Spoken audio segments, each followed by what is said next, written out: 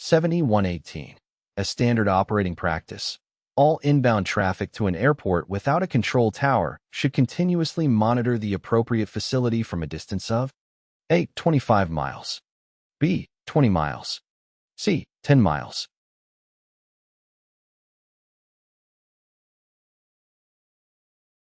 The correct answer is C. As standard operating practice, all inbound traffic to an airport without a control tower should continuously monitor the appropriate facility from a distance of 10 miles. This practice helps ensure that pilots are aware of any pertinent information or communications from other aircraft operating in the vicinity of the airport. When approaching an airport without a control tower, pilots are responsible for their own separation and situational awareness. Continuous monitoring of the appropriate frequency allows pilots to stay informed about the traffic in the area, receive any relevant traffic advisories or information, and maintain awareness of other aircraft operating in the vicinity. By monitoring the appropriate frequency from a distance of 10 miles, pilots have an opportunity to familiarize themselves with the radio calls and traffic patterns of the airport. This helps promote safe and efficient operations and allows pilots to integrate seamlessly with other traffic. It's important to note that the specific distance may vary depending on local procedures or instructions, so pilots should be familiar with any published guidelines or notices to airmen, for the specific airport they are approaching. Q7119. When landing at an airport that not have a tower, FSS, or UNICOM, you should broadcast your intentions on A. 122.9 MHz, B. 123.0 MHz, C. 123.6 MHz.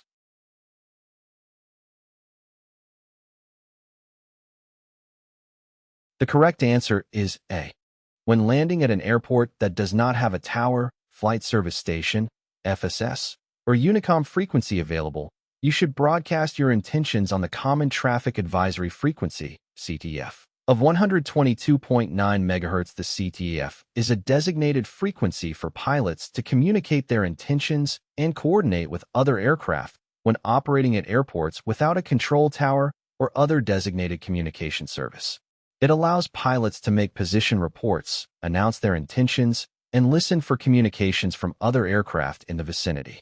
By broadcasting your intentions on the CTAF, you provide important information to other pilots in the area, enhancing situational awareness and promoting safe operations.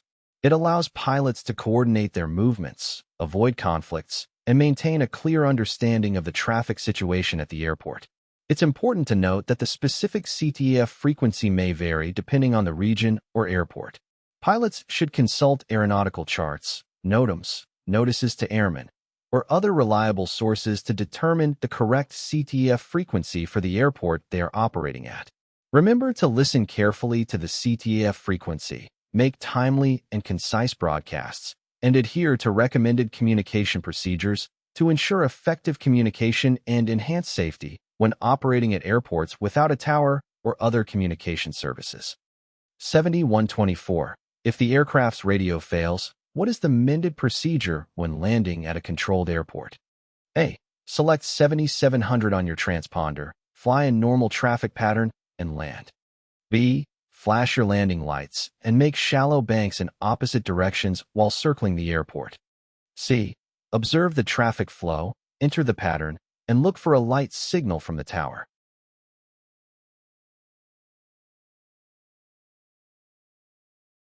The correct answer is C. If an aircraft's radio fails while landing at a controlled airport, the recommended procedure is to observe the traffic flow, enter the traffic pattern, and look for a light signal from the control tower. When an aircraft's radio communication capability is lost, it becomes important to maintain situational awareness and follow established procedures to ensure safe operations in the controlled airspace. In the absence of radio communication, pilots should visually observe the traffic flow at the airport and enter the traffic pattern in a manner consistent with the flow of other aircraft. While in the traffic pattern, pilots should be vigilant and look for light signals from the control tower. These light signals serve as a means of communication between the tower and the aircraft when radio communication is not possible. The light signals have specific meanings, such as clearance to land, clearance to take off, or to hold position, and pilots should be familiar with them to interpret the tower's instructions. It's important to note that different countries or regions may have slight variations in light signal procedures, so it's advisable for pilots to review the appropriate aviation regulations or consult local procedures for specific guidance on light signals.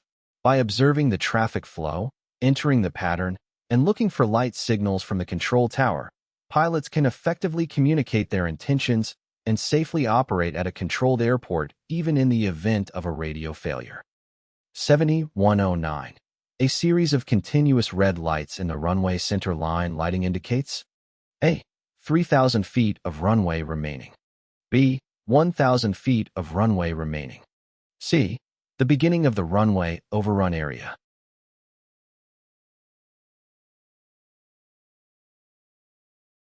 The correct answer is B.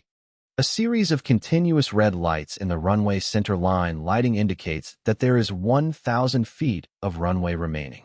The runway center line lighting system is designed to provide visual guidance to pilots during takeoff, landing, and roll-out phases of flight. It consists of a series of lights along the center line of the runway.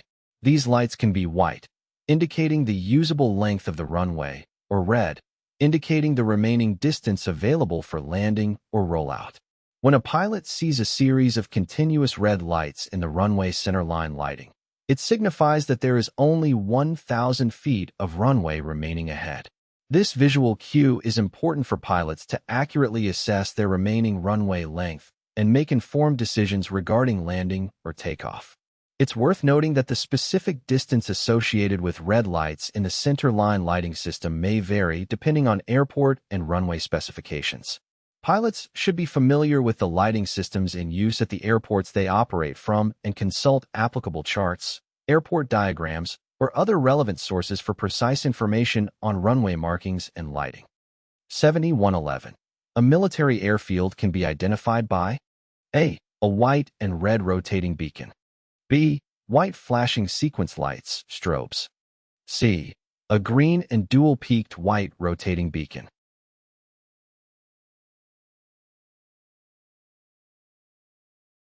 The correct answer is C. The use of specific colors and patterns in rotating beacons helps pilots identify different types of airfields and provides important information about the nature of the facility.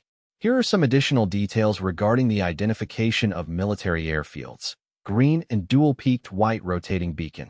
Military airfields are typically identified by a rotating beacon that displays both green and dual-peaked white lights. The green light indicates that it is a military facility. The dual-peaked white lights, which create a unique visual pattern, help differentiate military airfields from civilian airports.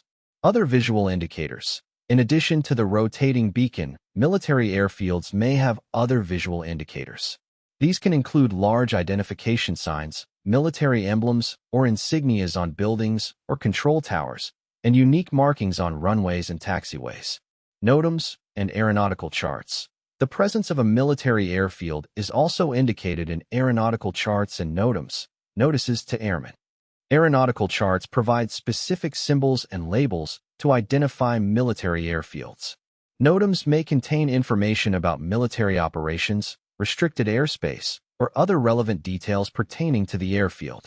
Air traffic control communications. When communicating with air traffic control, pilots should specify if they are operating in the vicinity of a military airfield.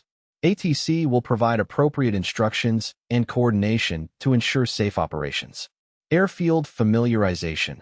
Pilots should familiarize themselves with the unique characteristics and procedures associated with military airfields. This includes understanding any specific arrival or departure procedures, noise abatement procedures, and potential restrictions or hazards related to military operations.